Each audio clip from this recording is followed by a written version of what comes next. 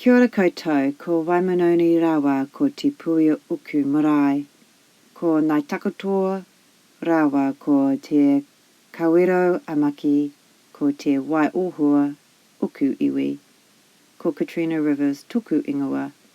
Kia ora mai tātou.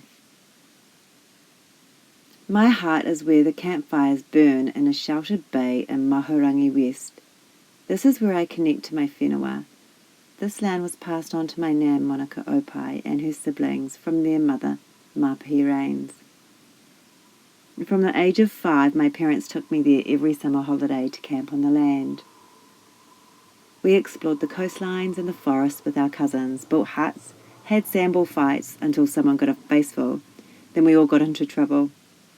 We swam and we tanned in the sun, gathered pippies, cockles, and boo-boos too. My nan had one of the best camping spots on the front of the beach, next door to my Uncle Bobby.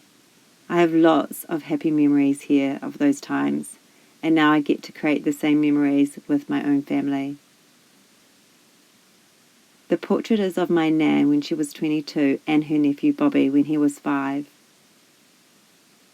I chose to do a monotype, which in Latin means one of a kind.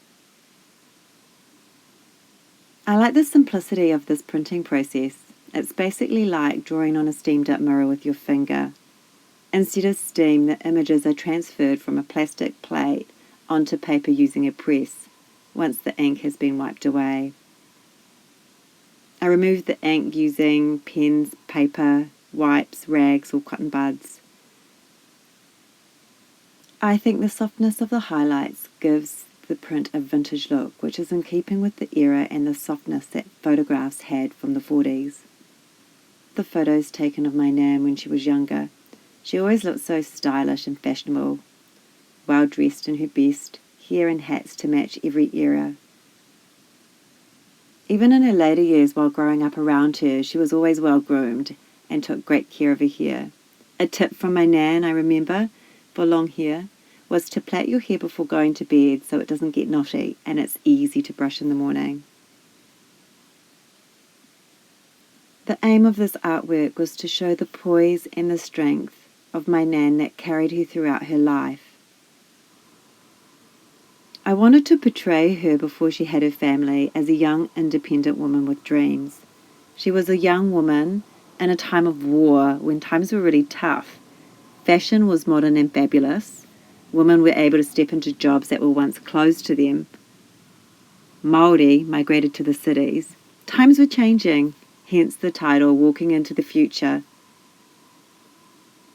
The yellow colour in the image, if you didn't pick it up, is the yellow brick road. Yes, cheesy, but that was my thought process at the time.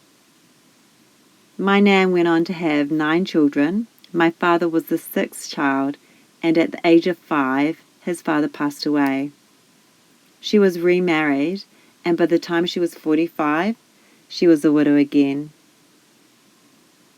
My father was part of a generation of Māori who could not speak his language.